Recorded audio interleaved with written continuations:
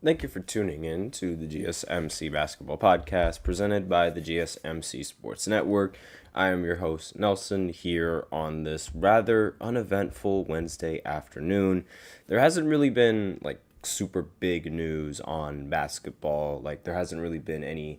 I mean, there was one free agent signing that I could really think about, but I'm not even going to talk about it in this segment because I don't really feel like it's worth an entire segment. That's how little has happened in, the last 24 hours. So, excuse me.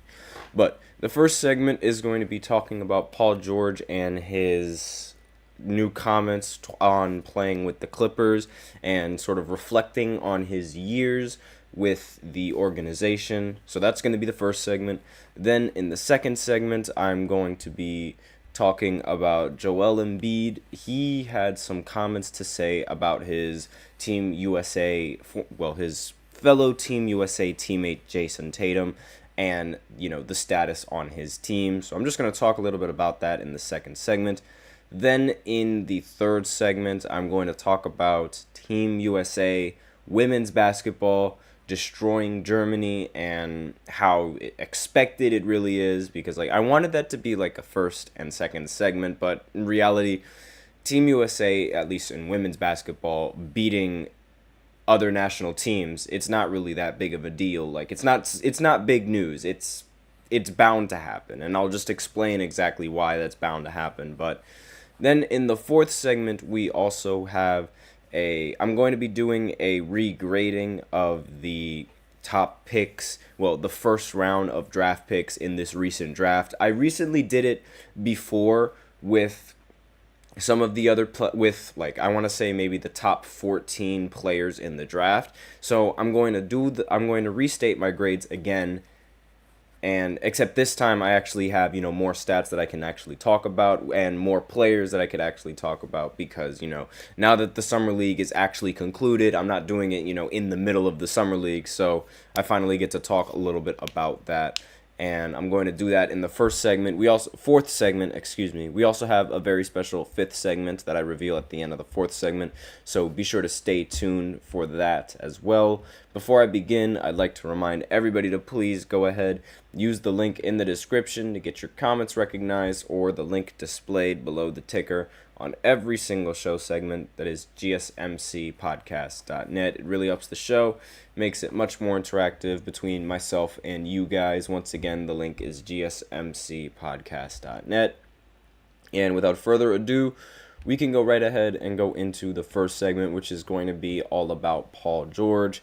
Now, for those of you guys that have a little bit of a flimsy memory, Paul George was recently let go from the Clippers, and they let him walk in free agency, and the team that he's finally decided to choose to play for was the 76ers. He actually finally, went to practice and, unveiled his jersey and wearing number 8 in practice. That's the new number that he picked. We all know that Paul George, he idolizes Kobe, and the first number that he actually wore when he was on the Pacers was 24, in honor of Kobe, before changing it to 13, so that way his nickname can be PG-13. So, little fun fact right there. And so he's sort of, obviously, he's wanted to, he's happy with his decision on leaving the Clippers, right? That is 100%, without a doubt. And another thing that some people might actually forget was that he made some comments before his tenure with the Clippers even happened. He was saying that in the end, he feels like at the end of his career, this is where he wants to retire. He wanted to retire in a Clippers uniform, right? But that ultimately did not happen. And he says this a lot about practically every single organization he's been a part of. He said that with the Pacers, he said that with the Oklahoma City Thunder, and now he said that with the Clippers. And it really seems like every single time he joins a team, he says he wants to stay, but then things don't go the way that they plan, and he ends up leaving for a completely different team. Now, this is just like a pattern. This seems to be a pattern. But that's not even the comment that I want to address. So, Paul George, since leaving the Clippers, this is a quote that came out like yesterday, I believe. And he says, quote, "Playing for the Clippers instead of the Lakers felt like he was playing for the B team." Right? Like, there's the Clippers, they always have this stipulation on not really being the Los Angeles's team, right? Like, Los Angeles, they've had two teams for basketball for the longest time, and the most successful franchise that Los Angeles has ever had is the Los Angeles Lakers, obviously. And having another franchise play in the exact same city when there's already a successful franchise is going to make the franchise with less accomplishments feel a little bit bitter. It's not the same where it's like, how do I put this? Like the Knicks and the Nets, right? Like they play in this like the same state, right? But in recent history, they don't have any championships. So it's sort of like one doesn't really, obviously, the Knicks, they do get overshadowed, but it's not like they greatly overshadow them in terms of popularity, right? It's mainly popular because of tourists, the New York Knicks. But and honestly, you know what? That might actually be a bad example now that I think about it. I can't use football because the Giants and the Jets, they do share the exact same stadium, similar to how the Clippers and the Lakers share the exact same basketball arena, basketball court, and in crypto arena. But now that the Clippers, they are getting their new basketball court, but they've owned the same basketball court for the longest time, and it's not, I can't really say it's the same thing as the Giants and the Jets, because the Giants, they have won a Super Bowl in recent history, unlike, the Jets. But it's similar, it's different in the sense that, both of those teams are relatively bad. Now, I'm getting a little sidetracked, honestly, but, the Clippers, Paul George and his time with the Clippers, he says that it's the B team, right?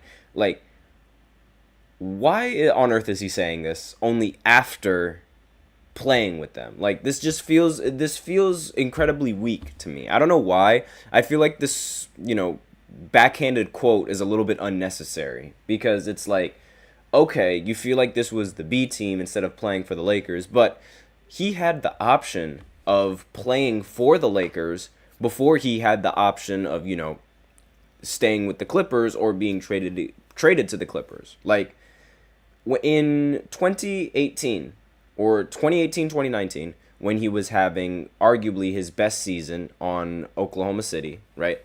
He was actually, even before that, before he signed his contract with OKC, he had the option of leaving Oklahoma in free agency and going with the Lakers. A lot of people thought he was going with the Lakers, but then he decided to, stay and re-sign with OKC. Then, after 1 year with OKC, he decides to get traded over to the Clippers. So, it was entirely his choice on whether or not he was going to play for the Lakers or whether or not he was going to play for the Clippers. Like, saying that it was like playing for the B team, it sort of sounds like, he regrets the decision of joining the Clippers, which doesn't make any sense to me, because, like, he's responsible for the Clippers, making it to their first ever Western Conference Finals appearance. They've never made a Western Conference Finals before Paul George, and ironically enough, this happened without Kawhi Leonard in the lineup. Like, this was with Paul George in the lineup, and they were able to make their first ever Western Conference Finals appearance, and they almost won it, had it not been for Chris Paul absolutely destroying the Clippers in Game 6. But again, this backhanded quote, I really feel like it's kind of weak, in my personal opinion, because it's like you had the option to leave. You had the option to go play for the Lakers, yet. And not only that, you were also, the Clippers throughout the entire time that they've had, Kawhi Leonard, especially in the first year, In the very first year that they had Kawhi Leonard, they were making advertisements bragging about how LA was their city and how the Clippers, they were the better team in Los Angeles as opposed to the Lakers being the better team. Like that, they were peddling that to the utmost maximum level. And coincidentally enough, the Lakers, they actually got more hate with LeBron for winning a title than the Clippers have ever gotten hate for not even making the finals in the tenure that Kawhi Leonard and Paul George have been on the squad. I mean, this was said to be the best two-way duo since Michael Jordan and Scottie Pippen. That was what everyone thought in the beginning when he was on the Clippers, and it amounted to nothing. Like, the only reason why it felt like he was on the Los Angeles B team instead of, the A team, which in his eyes is the Lakers, at least according to this quote, is because of himself and because of Kawhi Leonard's, just the fact that Kawhi can't be healthy in the postseason, the fact that Paul George can't be healthy in the postseason, and the fact that they blew it in 2020. That was really where it all went downhill that was really where it all, backfired for the Clippers, because they were peddling it to the max that they were the best team in Los Angeles. Everybody was super excited for the Battle of LA, and we had never got that matchup in the history of the playoffs. We have never gotten that since they joined it and they made that move. And it's all because of them. Like, the only reason why it felt like the B team, it's Paul George's fault and Kawhi Leonard's fault, in my opinion, for either A, not being healthy, or for B, not capitalizing when you have the best opportunities to win. But that's just my opinion, because they only had one really successful year when they made it to the Western Conference Finals. Aside from that, it was nothing but disappointments in every single postseason. So you can't leave the team and be like, oh, it was like playing for the B team, when the reason why it felt like playing with the B team was because you and the other star player on the team weren't stepping up or weren't even available for your team when you desperately needed it. Like, I think it's an incredibly underhanded quote, and I think it's rude, I think it's unnecessary, incredibly unneeded, and, he just better pray that he makes it farther than the second round with the 76ers, because if he doesn't, throughout any of the years in his contract, there's going to be problems. Like, everyone's top basketball players in the world, and everyone's list of the best basketball players, they're gonna have to, his legacy is gonna be on the line. Why didn't I say that before? I'm overcomplicating things. His legacy would be on the line. Not that he really had much of a legacy to begin with, but you know exactly what I mean.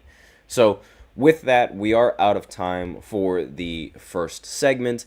And now we will go ahead and go into the second segment, where I talk about Joel Embiid and his comments on Jason Tatum, his teammate on Team USA, and back-to-back Sixers topics. So might as well go ahead and get started into it. And I will answer that comment right after this short break, so be sure to stay tuned for that. I will be right back. Please stay tuned. I feel like I'm losing my mind. Is everybody in the world blind? Please, Lord, give me a sign, a sign. I feel like I'm losing my mind. Is everybody in the world blind? Please, Lord, give me a sign, a sign. I wanna be the greatest. Everybody on the fake shit. I look around and feel like everybody is the fakest. I make this every day and I'm impatient, hoping one day I blow up from the basement. Statement, the top is so vacant. I don't hear shit that I think is amazing. Waiting for my day when I'm playing sold out shows for 1,000 faces. Hey, give me that crown, get in my way and to be put down. It ain't your place, all this my town. If I want that shit, then I'll get it right now. I'm losing it, the noose it fits. I'm losing shit, a stupid myth. You choose to live or choose to dip. You choose to fight or lose your grip and lose a gift. Oh, I feel like I'm losing my mind. Is everybody in the world blind? Please, Lord, give me a sign, a sign. I feel like I'm losing my mind. Is everybody in the world blind? And we are back with the second segment of the GSMC Basketball Podcast presented by the GSMC Sports Network. And in this second segment, I'm going to be talking about Joel Embiid and his comments on Jason Tatum, as well as answering some of the questions in the chat real quick. So before I begin, however, answering those questions and, doing this segment, I'd like to remind everybody to please go ahead and use the link in the description to get your comments recognized, or the link displayed below the ticker on every show segment. That is gsmcpodcast.net. Really helps the show, makes it much more interactive between myself and you guys. And without further ado, let's go right ahead. And before I get into the second segment, I will acknowledge some of the comments. Anthony Mob in the chat, what's up? I know, long time no see. He said, do you, I'm assuming he's missing the U, do you think Miami needs to make a major trade or small trades before the season starts, or do you think they're fine? I think that they should wait until next season, because right now I don't see you could try to win now with the Miami Heat, but the big problem with winning now is that Jimmy Butler is most likely not going to look to re-sign in the next year. I don't think Jimmy is re-signing with the Miami Heat, no matter how well they perform. I think his mind is already made up that he is not going to sign an extension going into free agency, not this year, but next year. So if they were to do a trade, I think it would have to be a really big one to try and convince Jimmy Butler to stay.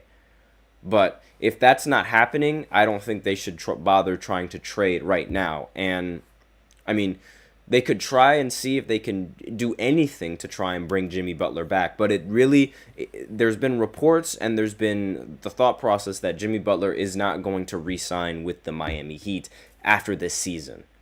So if they're going to do a trade, it's got to be a big one to make Jimmy Butler stay. And if they're not going to do a trade, or if they're going to do a small trade, I think they should wait until Jimmy Butler makes his decision.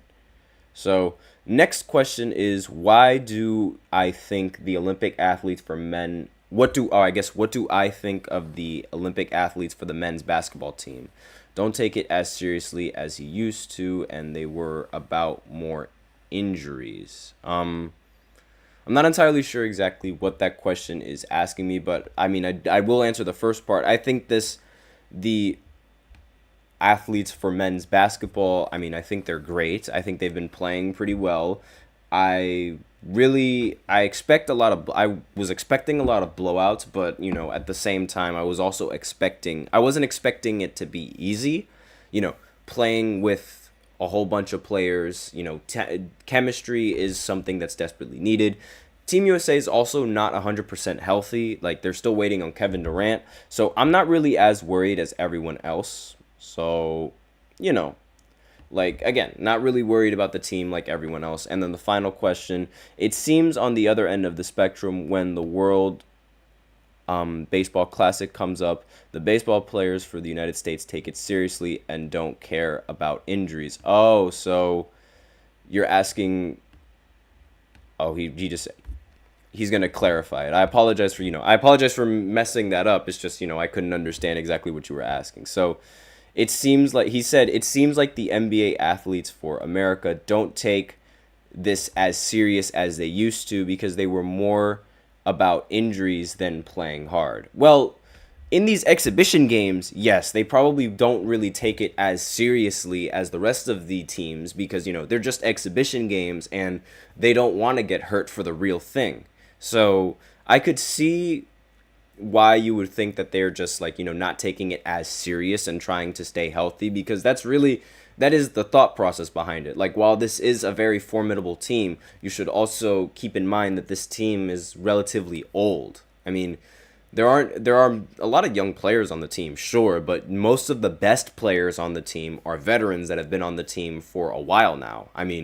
Or have been in the NBA for a while. There's the LeBron, there's Kevin Durant, there's Stephen Curry. Those guys have been in the league for a long time now. Now, you can make the argument that the rest of those guys, sure, they haven't been in the league nearly as long, but you could also make the argument that some of them, Kawhi Leonard before, he was rather injury prone. Derek White, didn't really play that many minutes either. Halliburton, he's also injured as well, or wasn't playing that many minutes either.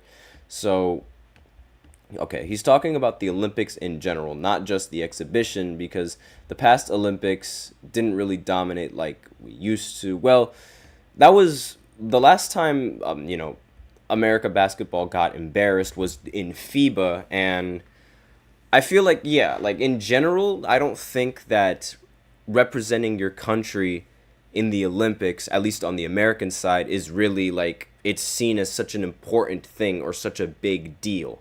And it's kind of sad to think about, but yeah, I do feel the same way on how, a lot of these athletes, they don't really seem to care about the rest of like representing their country in the Olympics because they're more focused on keeping themselves healthy throughout the regular or throughout the off season, so that way they can have a good NBA season going into the future or going into the next season, and they just completely forget about the Olympics. So I could see that, and I totally understand like where you're coming from with that, and I also do feel that sometimes, these Olympic athletes or these NBA athletes, they really don't want to participate in the Olympics because, they feel like USA's got this. Like, even though it doesn't matter whether or not, like, it doesn't matter who's on the roster, USA is supposed to win basketball, and that's really not how it's supposed to work. He also mentions Mob also has more comments saying, and this is where I wish they would go back to using college kids, but now that's messed up because of name, image, and likeness. Yeah, that's also true, but at the same time, we can't use even if we wanted to use college kids, that would be a really bad idea because the rest of the world has now caught up with United States basketball, and we can't use college kids to beat these, professional Olympic athletes. We have to use NBA players now because, the rest of if you aren't going to be using NBA players, like let's say the entire USA roster doesn't use NBA players. Let's say this roster doesn't use NBA players now. They would have to go up against 69 other NBA players in these Olympics, which again, that's not really ideal for the Olympics now, so you don't want to be doing that.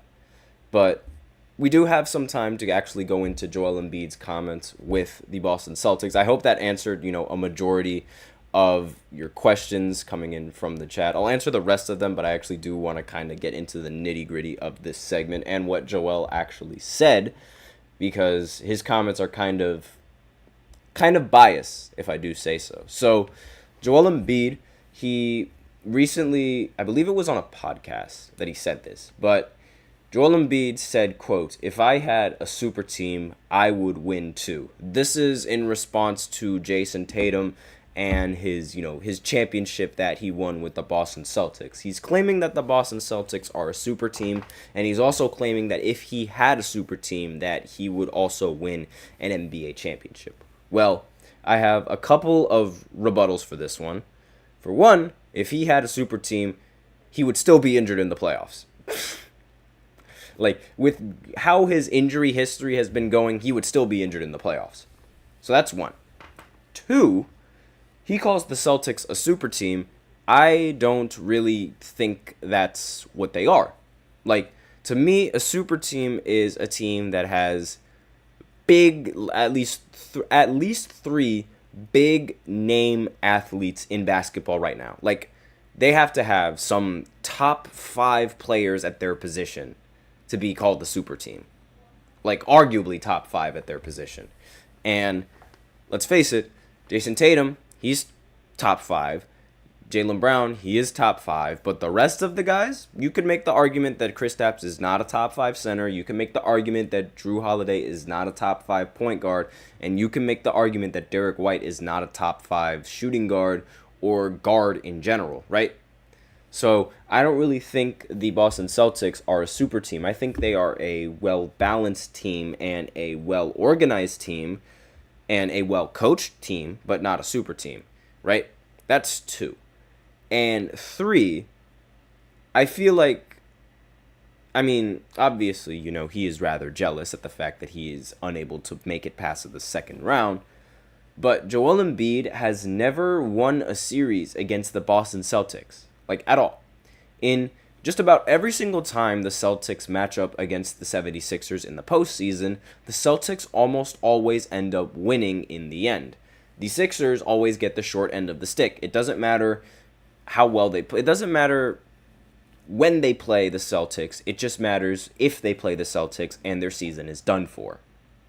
So this is, and like, I think this is just, a bitter comment from Joel Embiid. He's been talking a lot, off the court. He even said that if he never got injured, he would be the greatest of all time, which is absolutely ridiculous because I don't even think he is the greatest center of all time. Sure, he is a fantastic scorer, but there's more to the game than just scoring the basketball and taking a bunch of free throws. And on top of that, I mean, you can't really call yourself the greatest ever when you can't even make it to a conference finals. Like, a lot of people criticize LeBron, and a lot of people say that he's not the greatest because he was unable to win in the finals. Here we have an athlete that is unable to even make the finals, calling himself the greatest of all time if he wouldn't get injured, which I really feel like, I know it's, injuries, like, it's a mixed opinion, injuries in this league. Like, is it fair to criticize someone who gets injured, or is it unfair to criticize someone who gets injured? I always think it depends on how often they get injured. Like, if you get injured, sure, it's not your fault, but at the same time, if you constantly get injured, I think it ends up being your fault, because that would mean there's nothing wrong with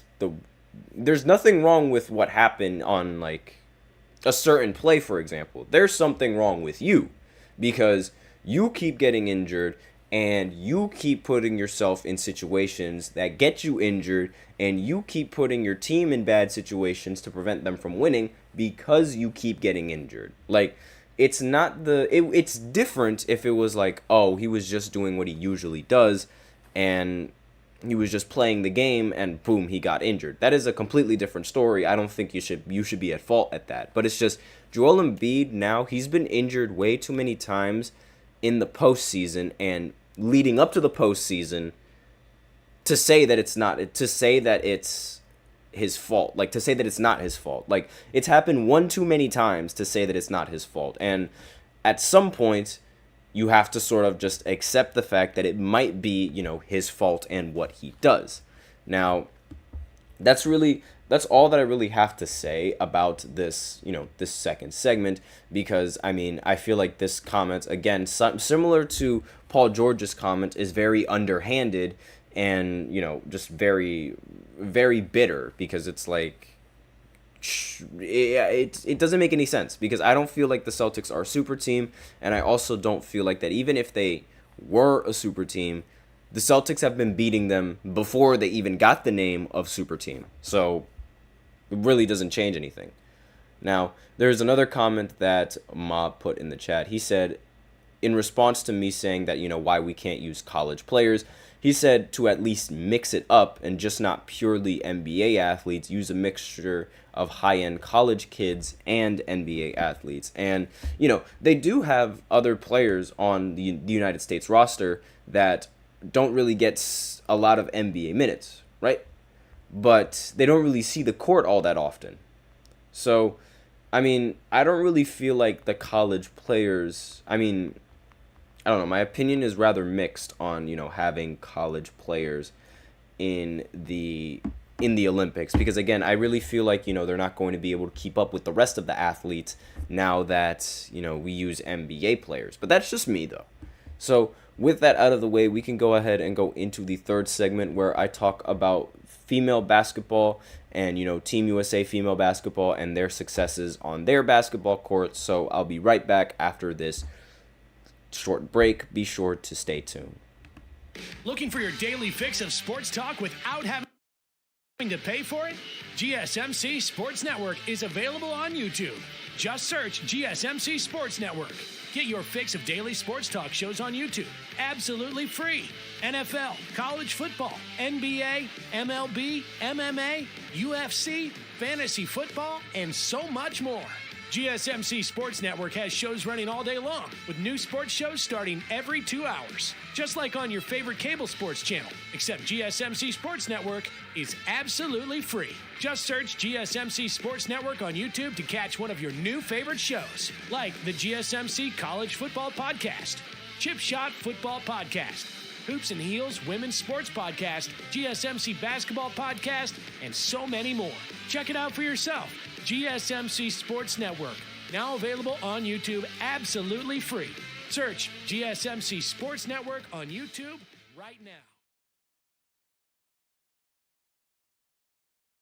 And we are back with the third segment of the GSMC Basketball Podcast, presented by the GSMC Sports Network. And in this, third segment, excuse me for that horrible English right there, I will be going ahead and talking about the United States women's basketball lineup and their matchup against Germany, because that recently happened, and with the Olympics rolling around, it's kind of important to talk about these games and the women's basketball and sort of just what's to expect from women's basketball. Now, this is probably going to be one of the only female USA basketball games that I talk about, mainly because, how everyone expects the men's basketball team to win.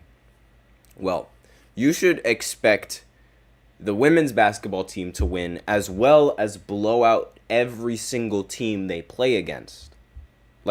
You shouldn't just expect them to win. You should expect them to blow out. You should expect them to dominate in every single game that they play. Because that's just how Team USA women's basketball is. They're just so much more advanced as a program than every other country. And it's really, really difficult for USA women's basketball to lose in any sort of matchup against any sort of team, any sort of national team in the Olympics.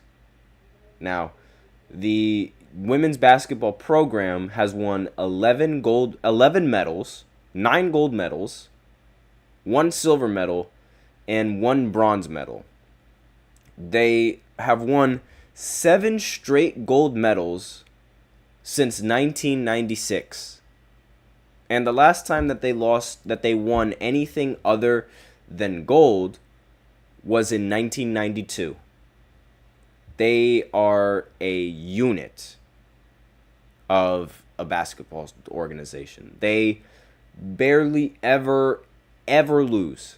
In fact, they have by far the most dominant. They're by far the most dominant Olympic team ever. That is the argument that you have for the women's basketball team.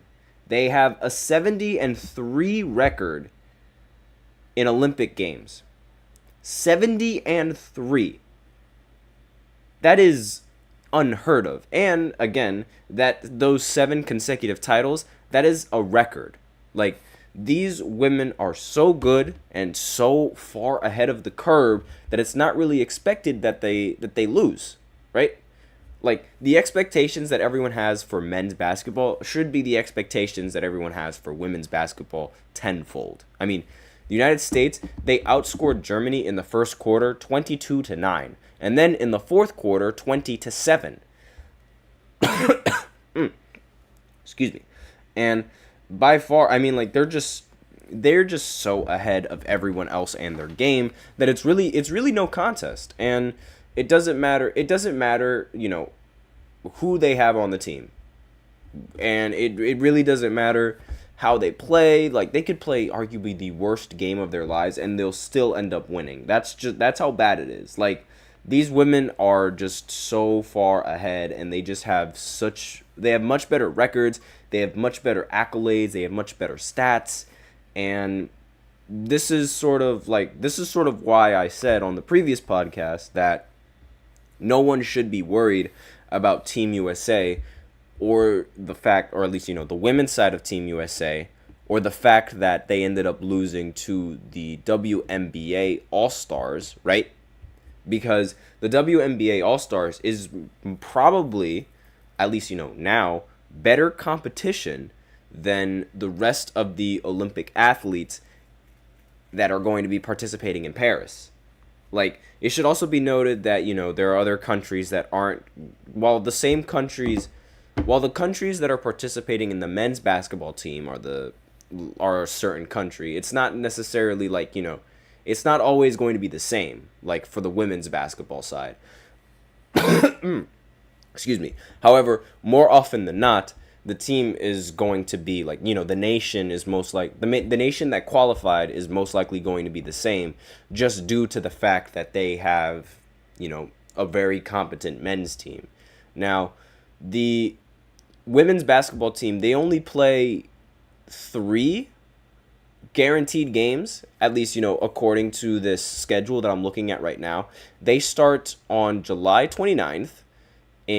At 3 p.m. Their first game is going to be against Japan, and then they play against Belgium in August, and then they play against Germany again in August the 4th. So it seems like, their group the group that they've been put in is significantly different than the group that the men's United States has been put in, because the men's United States team, I believe they were grouped with Serbia, as well as being grouped with the South Sudan team, and as well as being grouped with the Puerto Rican team. I believe those were the groupings for the United States men's team. So the women's team, while the grouping is rather different, I don't think the results of any of these games are going to be different, like at all.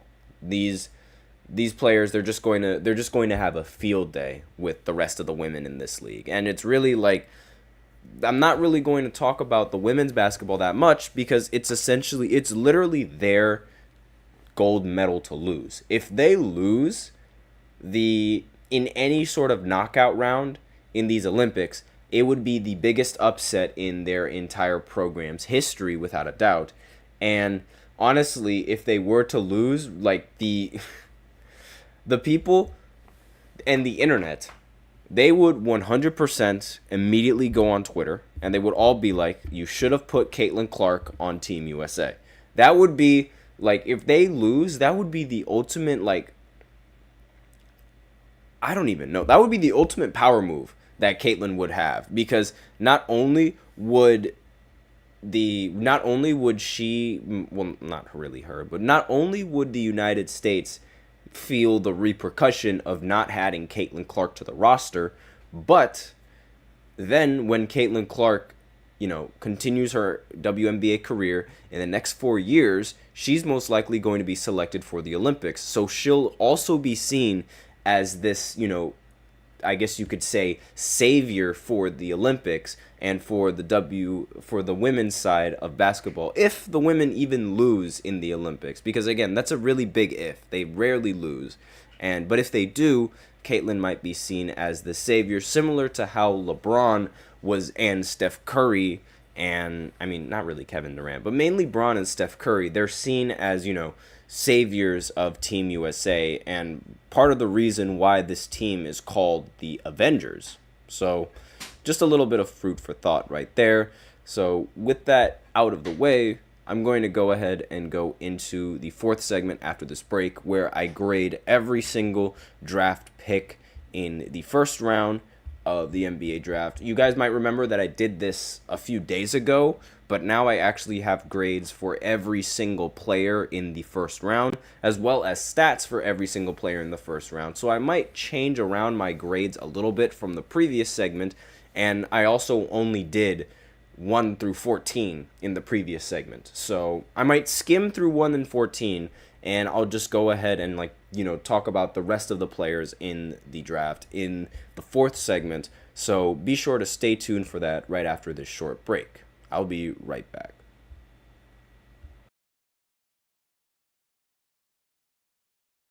For the best and latest podcasts available anywhere, go to the podcast app on your cell phone and type in GSMC. To access free content-rich podcasts on health and wellness, book reviews, sports, entertainment, relationships, social media, movies, technology, finance, and even weird news. Subscribe and download the GSMC Podcast Network's family of shows, available everywhere podcasts are found.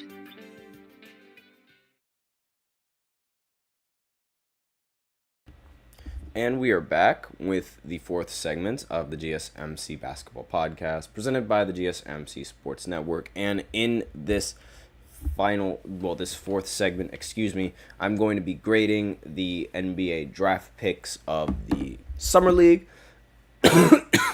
based off of Summer League performance.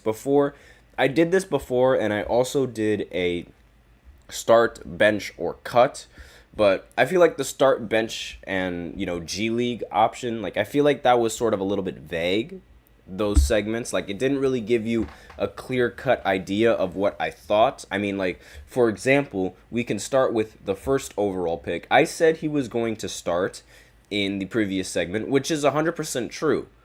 But that didn't mean that I thought he was good. And that doesn't mean that I think he is good. In fact, in the only 2 games that he has played in, let me just go ahead and pull up his picture right here. He's only played 2 games in the Summer League, and in those 2 games, he ended up averaging 14 points per game, 5 rebounds, 2 assists on 46.7% true shooting, which is absolutely horrible. The true shooting is really, really bad. The points production and the rebounds is okay, but again, I would much rather like to see somebody, the number 1 pick, score the ball rather efficiently, as well as control the ball rather efficiently, and, he just didn't do that. So, and considering how, again, everyone was really harsh with Bronny, that's going to be a very common theme with this draft. I'm going to be very harsh on a lot of these players, considering how everyone was super harsh on Bronny James, and the fact that he was playing like a 55 overall pick. So, if they expect the 55 overall pick to be, the best player in the entire draft, then the number 1 overall pick should be able to put up a solid 20 points per game in the Summer League. But I digress. Next, we move on to arguably what's a player that is on the watch list for being the biggest bust in the entire draft. Alex Sarr, again, arguably could be the biggest bust in the draft. He played 4 games, averaged 5 points, 7 rebounds, and 3 assists, along with 2 turnovers in those games, with a true shooting of 22.5. That is awful. I give that looking at the stats and just the overall value that he brought, especially being a number 2 pick in the draft, I have to give it a D minus or a D, simply because this is just absolutely horrible. This was worse than Bronny James. This was actually worse than Bronny and his performance in the Summer League, and this man was the 2nd pick in the entire draft. That's awful. That is abysmal. Next is Reed Shepherd, arguably the best player in the entire draft. So I'm going to give it an A+, no questions asked. He's averaging 20 points and 4 rebounds and 5 assists. He did average almost 5 turnovers, which isn't really that good, but really not expecting him to be that much of a playmaker, more of a shooter, and he delivered for them. So I'm going to give that an A+. Next, we have Stephon Castle, and he is another one of those players that is, isn't really expected to be super good, at least amongst all the other analysts. But given what he gave us in the Summer League before he got injured, I think, he is rather promising. And he averaged 22 points, 5 rebounds, 4 assists, and 5 turnovers in just 1 game played, which is a little bit meh, but being paired with Chris Paul, I have a feeling that his game is going to just, develop a little bit more. So I'm going to give this player a grade of a B-, simply because, while his play wasn't all that fantastic, he's still going to improve. He still has so much time to improve and just get better in this on this team, as well as, with this draft class. And, the draft class not being that competent in general also helps him and his rankings, because again, it's like, you got to take all the good that you can get from with this draft, because it is considered one of the weakest drafts in recent memory. Next, we have Ron Holland II, and he was averaging 18 points per game, 6 rebounds, 2 assists, 1 turnover, 1 steal on 47% true shooting. I didn't realize that these were his numbers that he was averaging, so I'm going to have to change this grade to an A-, as you might have remembered in a previous segment where I did before, that his grade might have been a little bit lower, but I didn't really look into, all his numbers. I was mainly going off of like the eye test and what I was able to watch, but the numbers that he's averaging are definitely incredibly promising. So next player on this list is Tidjane, or again, forgive me if I completely botched this name, Tidjane Salon. Again, this is one of those players that's drafted based off of, potential, as opposed to actual talent in the league now.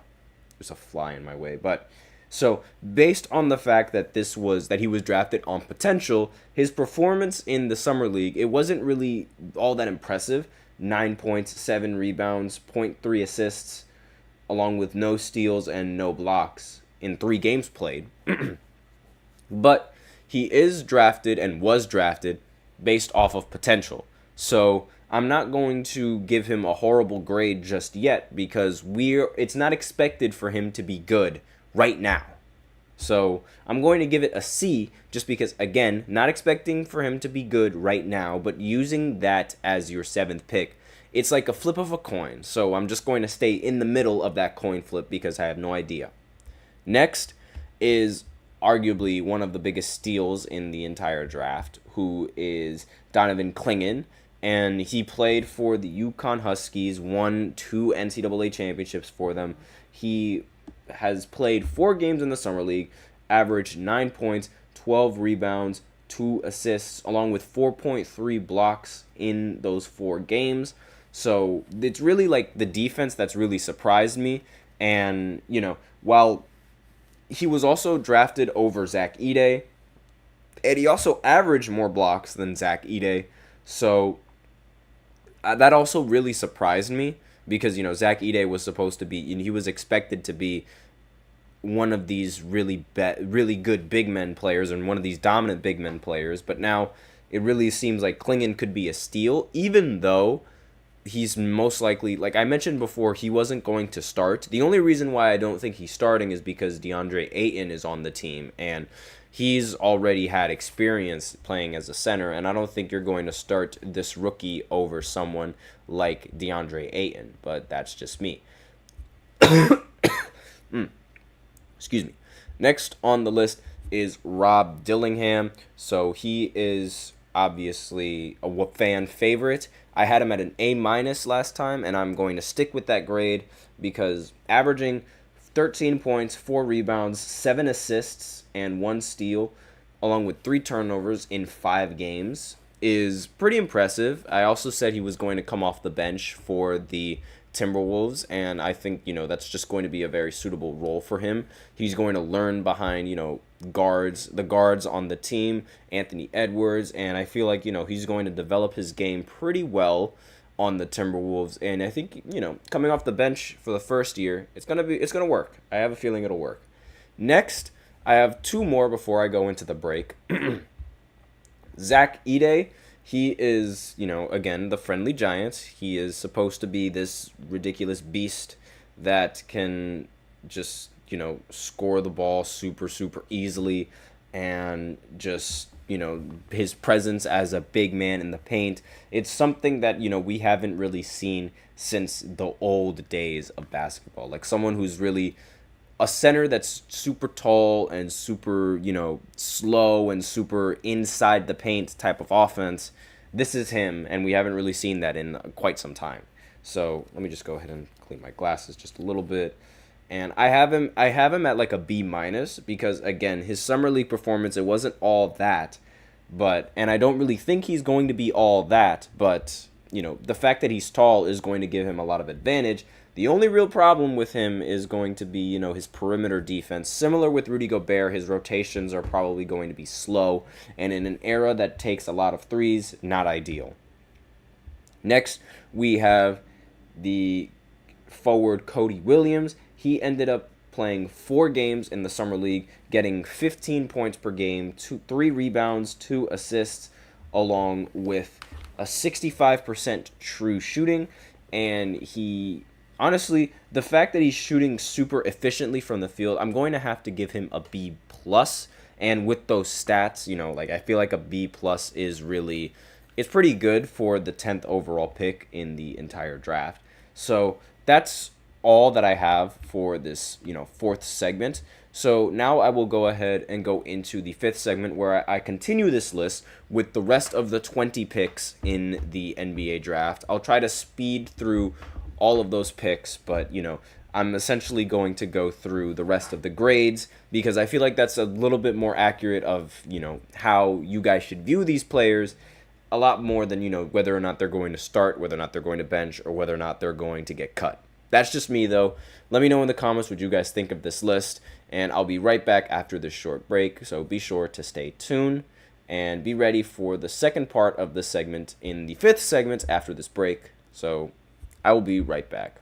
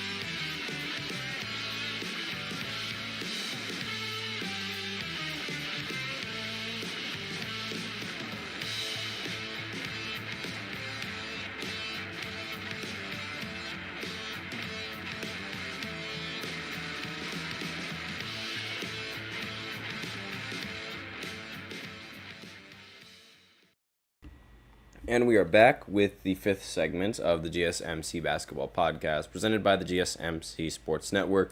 I'm going to continue on grading every single first rounder in this entire draft. And I should also note that the Avengers, the Team USA, they have landed in Paris. They're there. It's almost time for these Olympics to kick off. I'm super excited for the United States to just straight up destroy every single national team. And hopefully, Victor Wembanyama will have some mercy on us and we do not lose to the French because they have a fruity home court advantage. It's just a beautiful home court advantage that they have going on right now.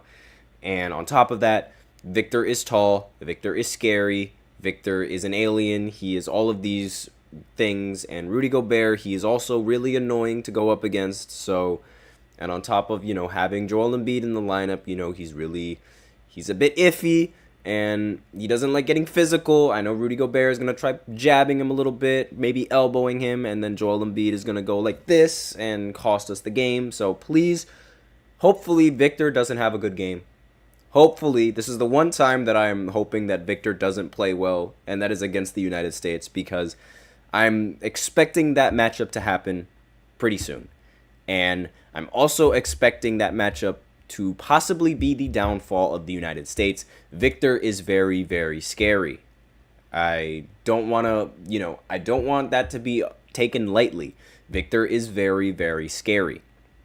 But aside from that, let's continue with this draft pick, with these grades and, grading every single draft pick. So now we move on to a surprise pick in this draft, and Matas Buzelis. Now, again, very surprising. Like, his performance, top tier, almost an A, but, I have to give it just a B plus because of his true shooting percentage not really being exactly as high as I thought it was, and his turnovers being a little bit high as well. But he averaged 16 points per game, 4 rebounds, 2 steals, and 2 blocks, which, again, very impressive. Just need to cut the turnovers and also need to, add more assists to that if you are going to get a lot of turnovers.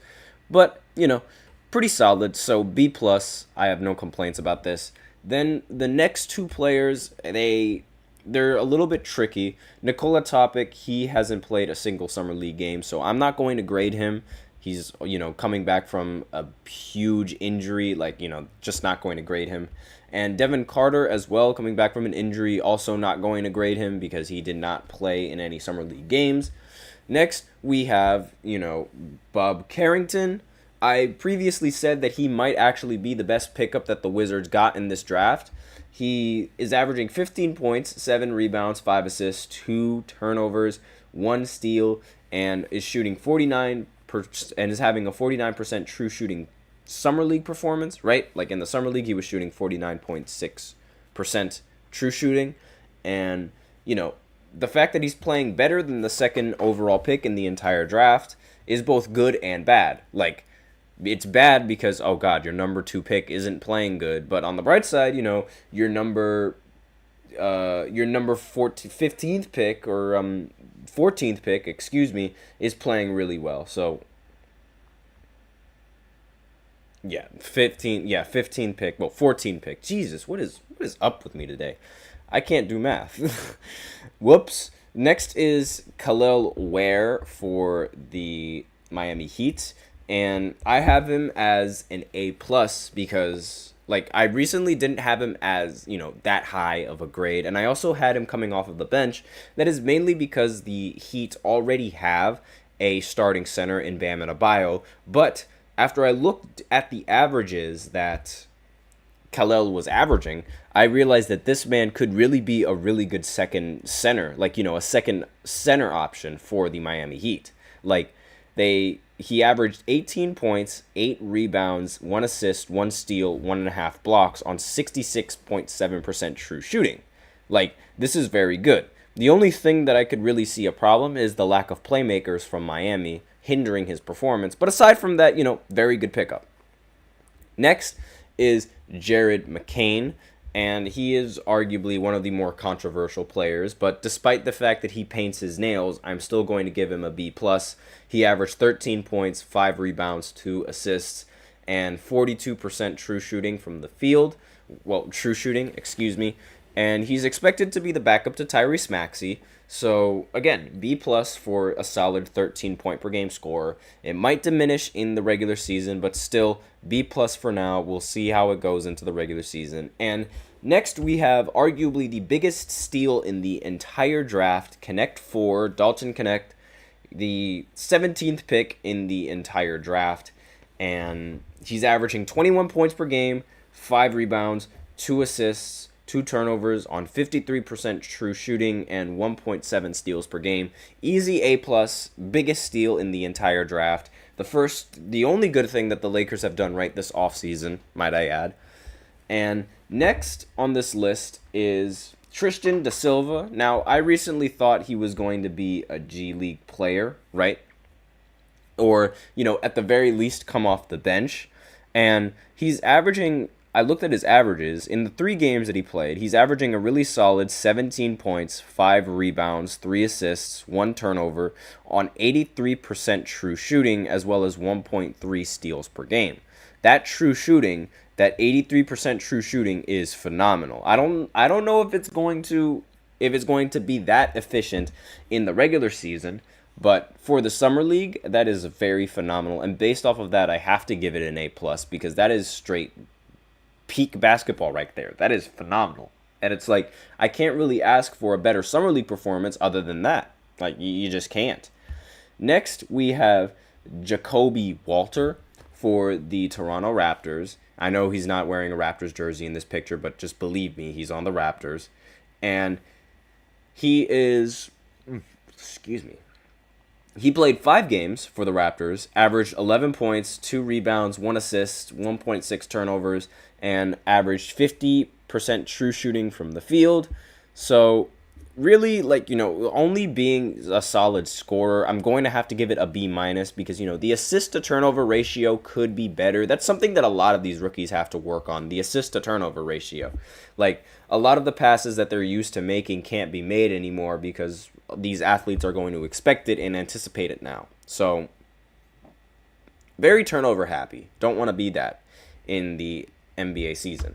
Next, we have Jalen Tyson for the Cleveland Cavaliers. He averaged 15 points, 7 rebounds, 4 assists, 3.2 turnovers, 1.4 steals, as well as 68% true shooting from the field. Again, that true shooting is very impressive in my opinion, and I have to give it an A+ because, again, 15 points per game and 7 rebounds on 68 true shooting is just phenomenal. Like, that's just really, really good and some really solid numbers there from Cleveland, especially with a pick that is, so low.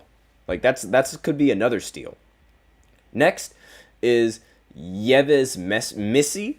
Now, he's one of the average players in the draft. In fact, the rest of this list could be seen as relatively average. So, he's on the Pelicans, so I'm just going to go ahead and speed run through this because, these players are rather average. 8 points, 4 rebounds, 2 assists, 2 turnovers, 51 true shooting, B- because, again, average, not really that much of a difference maker. Deron Holmes II, 11 points, 7 rebounds, 1 assist, 0 turnovers in the one game that he played, 68% true shooting, but he only played one game, so I'm going to have to give that a C+ because, again, that's a relatively mediocre performance. Now, the true shooting is phenomenal. The only reason why it isn't higher than a C+ is because he only played one game. Next is A.J. Johnson. He played 5 games, 11 points per game, and I'm going to have to give him a C simply because I don't really see much.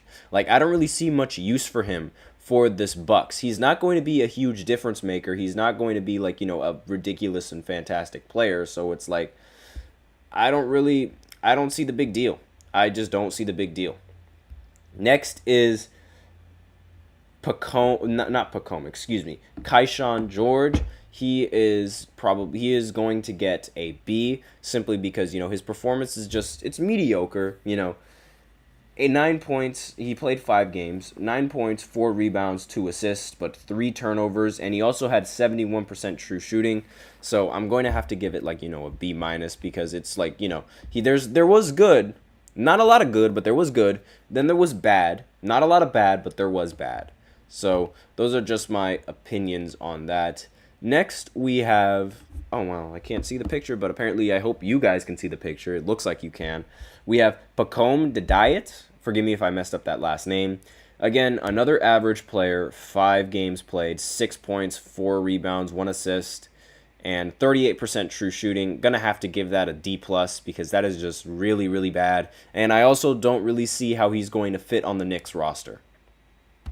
Next player on this list is for the Oklahoma City Thunder, Dillon Jones, 14 points per game, 6 rebounds, 2 assists, 2 turnovers, and 43% true shooting. I don't see how he will fit with the rest of the team. I feel like the rest of the team already has a proper rotation, but he could bring some competent scoring coming off of the bench. He is really solid. Again, the stats that I'm looking at, relatively solid. Gonna have to give it a B- just because of the solid stats. Next player is going to be Terrence Shannon Jr. Now, he played 4 games for the T-Wolves, averaged 13 points, 3 rebounds, 1 assist, 2 turnovers, and 66% true shooting. Based off of the true shooting and, the points per game average and the production, I'm going to have to give it a B+. I hope that he can sort of develop into a much better defender going into the future, but that's just me. So for now, it's a B+, not that bad, not bad at all. Next is Ryan Dunn. He's one of those meh players. I said he was going to be in the G League, and 5 points per game, 3 rebounds, 1 steal, 1 block, 35% true shooting. I'm going to have to give that a C+ because, while the true shooting is pretty bad, he is able to get you a steal, and he's also able to get you a block and, be a little decent in terms of scoring, but again, not really that impressive. But for being a low pick, like such a low pick. That's why he gets, a relatively high score, a C plus, despite the fact that his performance might actually be like, a D or something like that. Now, Isaiah Collier for the Utah Jazz, and, he played for USC, the same college that Bronny came from. He is going to get a B. In the 4 games that he played, averaged 11 points, 4 assists, 4 turnovers, 3 rebounds, and was 46% true shooting. Again, not really a difference maker for the team, but in a team that's rebuilding, I have a feeling that I think this is a B grade, because again, rebuilding, so it's not like they're expected to win right now.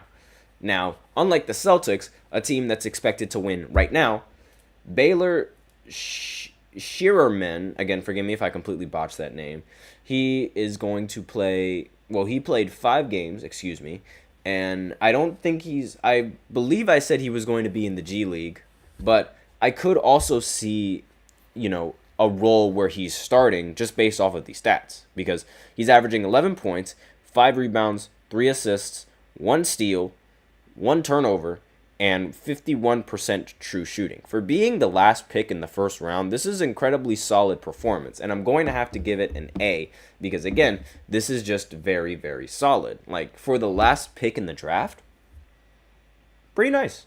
So that is all I have for this final segment, and that's basically it for the entire podcast for today. Thank you so much for tuning in to the GSMC Basketball Podcast, presented by the GSMC Sports Network. Your support means a lot to us, so remember to subscribe to the show, leave a positive review. It really does make a difference. We also invite you to follow us on Facebook, Twitter, TikTok, and Instagram for more content and updates. As usual, please remember to use the link in the description to get your comments recognized, or the link displayed below the ticker on every show segment. It is gsmcpodcast.net. Helps the show, makes it much more interactive between myself and you guys. That is all I have for you today on this show. Thank you so much for tuning in. I am your host, Nelson. Have a wonderful day, and as always, take care.